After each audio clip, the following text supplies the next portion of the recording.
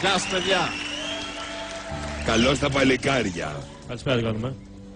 Καλησπέρα σας. Χαίρομαι πάρα πολύ που επιτέλους έχουμε δύο ανθρώπους της τέχνης. Προφανώς θα μας παίξετε πιάνο. Καταλάβατε λόγω του πιάνο. Μα είναι...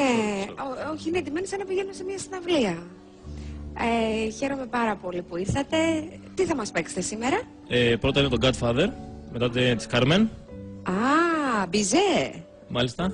Και μετά έχουμε επιλέξει το... Τα παιδιά του Πειραιά. Τα παιδιά του Πειραιά. Α, μπράβο σας. Πολύ ωραία.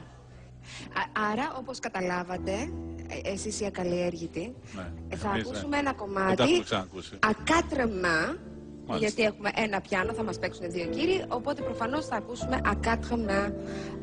Συγγνώμη, αλλά δεν ταιριάζει με αυτό που θα πω. Είδω γύφτο στη γενιά του και αναγάλια στην καρδιά του. Σε βλέπω σήμερα ενθουσιασμένη. Τέλεια. Και πραγματικά ανυπομονώ να σας ακούσω. Εγώ περισσότερο από όλους. Ευχαριστούμε πάρα πολύ, να είστε καλά. Αρχίζουμε.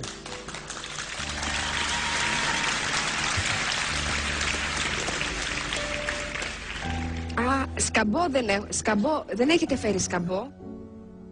Χωρίς σκαμπό. Στα όρθια. Άσκαμπο.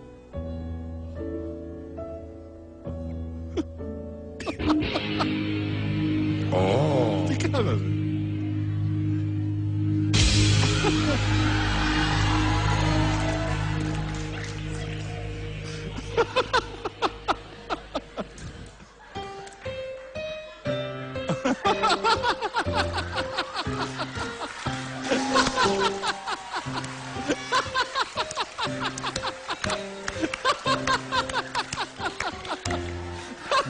Του φύγε του αριστερού λίγο.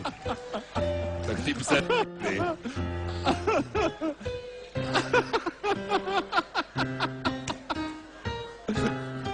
Ευγενία, δεν σε πήγε σήμερα. Ναι.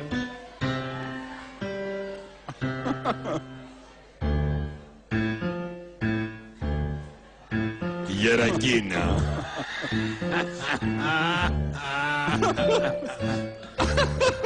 Χορεύεται.